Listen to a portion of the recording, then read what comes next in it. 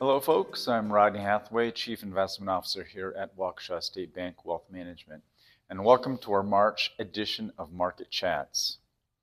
I'm here at our bank headquarters in downtown Waukesha recording this video on St. Patrick's Day. This special day of March 17th is now a revered holiday around the world, the one day where everyone can claim to be Irish while enjoying a pint of Guinness. What most people don't realize is that St. Patrick, the patron saint of Ireland, wasn't even Irish. He was born in the 4th century in southern Britain to a wealthy family, but was kidnapped by Irish raiders at the age of 17 and spent 6 years as a slave in Ireland herding sheep.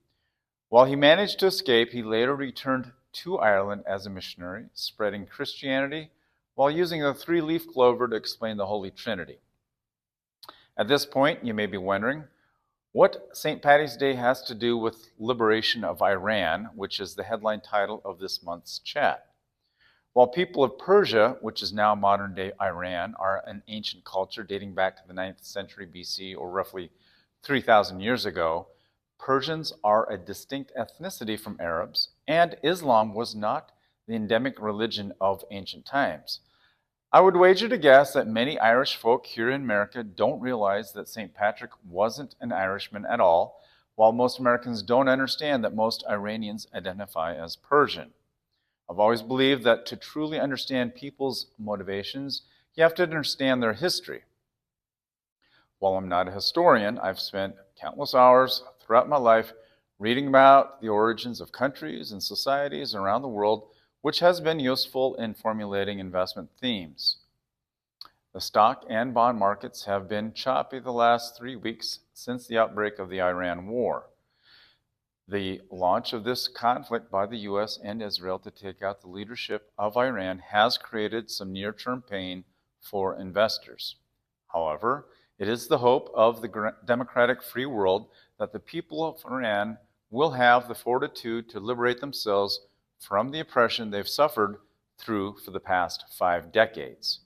When this happens, hopefully soon, it will be truly a momentous time for the nations around the world to celebrate. This current war in Iran, while tenuous and tragic with lives lost, it is the reality of the world we live in. The uncertainty caused by this war has put downward pressure on stock prices, but we believe this is temporary. While we are seeing many buying opportunities, there are several stocks in our portfolios that have performed quite well since the beginning of this year. One of the unlikely heroes this past month has been a fertilizer company, CF Industries, which is up 57% this year, while the S&P 500 is down about 2%. When constructing custom portfolios for our clients, we intentionally include stocks that are sometimes off the beaten path and are relatively unknown to the general public. CF Industries is a perfect example of this. It is the largest producer of nitrogen-based fertilizer in the world with over $6.5 billion of revenue, yet most of our clients have never heard of the company. Now, to be clear, I'm not recommending that investors go out and purchase CF at these levels. The stock has had a tremendous run-up recently.